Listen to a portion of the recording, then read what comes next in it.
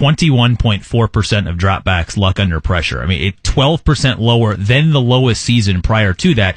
Now, a lot of that is Frank Reich's offensive scheme, not a lot of those 7-step drops and waiting for plays to develop downfield. But another part of it has to do with the investment up front. And there's now numbers, going back to last segment, we've got some data to back up that the investment up front is at least starting to pay off. Yeah, 3 first-round draft choices now. 3 first-rounders and a second-rounder. And you could even go a step further with that not only the pressure, but then the running game started to come around. And I think that correlates quite a bit to having Anthony Castonzo back in there at the left tackle position. And I got a chance to talk with AC yesterday. Of course, good friend of the show, and always good to catch up with the big guy. All right, time for the Beef Up Front Report, brought to you by Joe's Butcher Shop and Fish Market. Always fresh, always local, and a guy I don't know that's ever been featured because you had your own deal before. Yeah, it's true. Yeah, we used to do the thing at Hardee's. Yeah. The Anthony Castonzo. So there's some gift certificates. You actually get to pick out the meat of your choice. So when you go into a butcher shop, what meat are you picking out? I'm typically a ribeye guy if I'm cooking a steak. Or, if they've got anything interesting, like any type of, like a good lamb. I like lamb as well. Good lamb? Yeah. How much of this cooking do you do? I do a fair amount, whenever I get a chance. Yeah, I was going to say, because we know that you're a cook. We know you're a little bit of that. I didn't know if you had time during the season. Yeah, during the season it's tough. Usually it'll be like Tuesdays and Wednesdays is when I will make my own food. And I can't do anything elaborate because I get home from practice and I just want to do something quick and get it in my stomach. So how you doing? It's been a while, man. Yeah. And you would hide from me in the locker rooms, too. I'm not hiding. Hey, I got things to do around here. That's like I'm bouncing all over the place, but I'm doing well. It's obviously coming off a win. You're always feeling good. Yeah, but I know it hurt you not being able to get out there and play the first few games. So how excited were you to finally get the okay? Yeah, it's awesome to have been out there the last 2 weeks. Kind of get my feet underneath me. It's without the camp and stuff, you go through so many different iterations of your set or of your technique in camp, and I'm kind of having to I'll do all that rapid force here. So yeah. And as you look at some of the injuries, it was like, boy, it'd be nice to have Castonzo back this week. But, you just can't push it, so you're here for the duration. Exactly, and I think we did it the right way because I'm feeling really good now, and I got my legs underneath me and feeling 100%. What is the deal? Offensive line, in 1 year, all of a sudden, I think second in the league as far as fewest sacks. Let's start with the pass game first, because that's something to be proud of. Yeah, no question. Obviously, I've only been there for the past 2 games, but I think a lot of that is Andrew's been getting through his reads real quick. I mean, I'm an offensive lineman. We're not comfortable taking praise for anything, but he has been getting the ball out of there really quick. We've got guys getting open. Running backs been picking up blitz as well. It's been a kind of a team effort to get to that statistic, I would say. Okay, so you can put some on scheme. Yeah, absolutely. Obviously, technique from the quarterback. And now, what about offensive line technique? You guys learning anything with Coach Goosh that's a little different? I think it's just the fact that rather than it being like 5 one-on-ones across the board, we all have different. We kind of know what each other is going to do, so we're playing with more of like a scheme rather than it being I got to beat my guy, I got to beat my guy, I got to beat my guy. And we kind of know where everyone's going to be at. We know where Andrew's going to be at. So it's just kind of knowing where everyone's at. You can play a certain way. You've had different left guards that you've had to play next to. Your plane is a little bit different than the others, it seemed to look like, but you and Quentin haven't seemed to have any problem at all. No, yeah, it's been good. I mean, he's a heck of a player. It's I kind of got spoiled there with coming in there and having a guy like that takes up a lot of space. So yeah, he's a heck of a player. He's gotten knocked around a couple of times, just oddball things, and people question, man, is he really that good? And then you see the pancakes and the get back blocks and some of the things that he does. How do you handle that as an offensive lineman?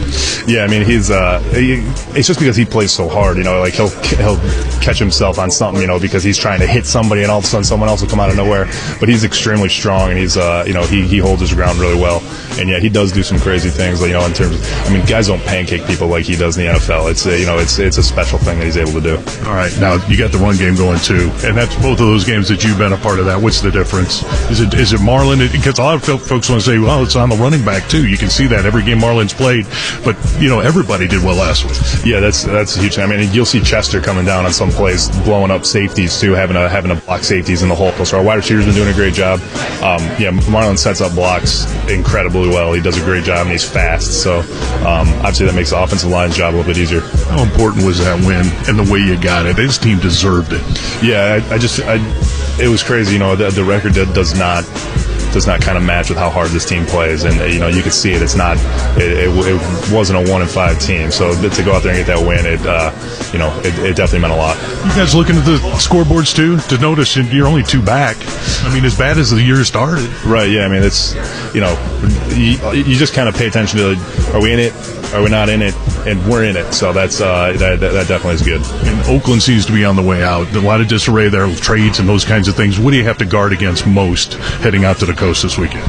I mean, the fact that they're an NFL team with good players. They've got good schemes. They've got a defensive coordinator who's been around a long time. And I mean, they're a good team. It's every team in the NFL is a good team. That's why you can't look at anybody's record, because games go here and there based on just how the ball bounces. So we're going to be 100% ready to go for that game. All right. And your last two, maybe most difficult questions. Number one, why do you shave your neckline there to make it look like you're shaving your chest too? You're the worst. My chest hair happens to come up into my beard, so I have to make a decision at some point. Below the collar. Yeah, well, yeah, it's below the collar. This is a different shirt. I can see it. Don't act like you don't have something coming out the top of your shirt here. All right, last one. You slow jam. Your romantic music. I don't know if we've ever put you on the spot and made you answer this question, but you and your girl, you're getting romantic. You want to slow jam. This is a very odd conversation. I'm not really like a romantic music kind of guy, but I guess like if I'm thinking of like the first song that pops into my head is probably Pony by Genuine. Yeah, that's deep, I guess. I don't know. It's not deep at all. It's a very raunchy song, but it's slow and it's it's got a good rhythm to it. Can I play it? I don't know. Maybe on the radio. I don't know. We'll have to find an edited version of Pony. Exactly. Yeah. Oh God. All right. Good luck this week. All right. Thank you. 5 minutes of subjecting our audience to this song in the background just to get the tease at the end of the entire interview. Apologies to all of Central Indiana. I love this song. I didn't know anything about it. I sat there and watched the video twice because he's exactly right. There is nothing subtle about any of it. No. I made a lot of bad choices. You watched the video twice? Twice. I enjoyed it. This is going to be my new slow jam if anybody asks me. I like Pony by Genuine. Just reminds me of bad choices in college. That's all that song ever does. Wow. Wow, Will. Yeah. Getting to know you a little bit here. Wow. And apparently getting to know Anthony Castonzo's hairline a little bit better as well. Joe, thank you for the blessing of everything that just came out of that interview. Well, it's to make up for all my missteps and everything. But seriously, no, he's sitting there, and you know how it is if you got a beard. And these guys, you see more and more beards in sports, which, again, I just don't get. And I it's just a nasty, wet, over at the guy with the feeling. Beard right now. No, it's just, I think of chin straps, and then I'm thinking, in the NBA, and you see James Harden and just all the sweat that's just kind of pouring through that thing. It's just kind of a gross thing to have all that facial hair, but it's become such a thing now. It's a focal point, or it's a, I don't know, it's a Samson kind of thing with trend. People that. Yeah, we came in local news. Everybody's bearded up this morning on local news. I mean, I have one, but this is my 1 month out of the year where I'm really not on camera for like a solid month. So it's my one time to grow a beard. It's your Letterman beard. It is. It's my Letterman retirement beard. And my wife likes a beard, but for whatever reason, I cannot stand looking at myself on camera when I have it. So I've got some broadcasts this weekend, but I don't think I'm on camera for any of them. So I'm going to rock through those before I lose it going into next week when I've got to be on camera for some things. But, working out with this thing is hard. Yeah. I mean, there's a lot of sweat going on in there. It's nasty. Yeah, and if you have a little extra, B-dubs, you got the juice coming off. Leftovers.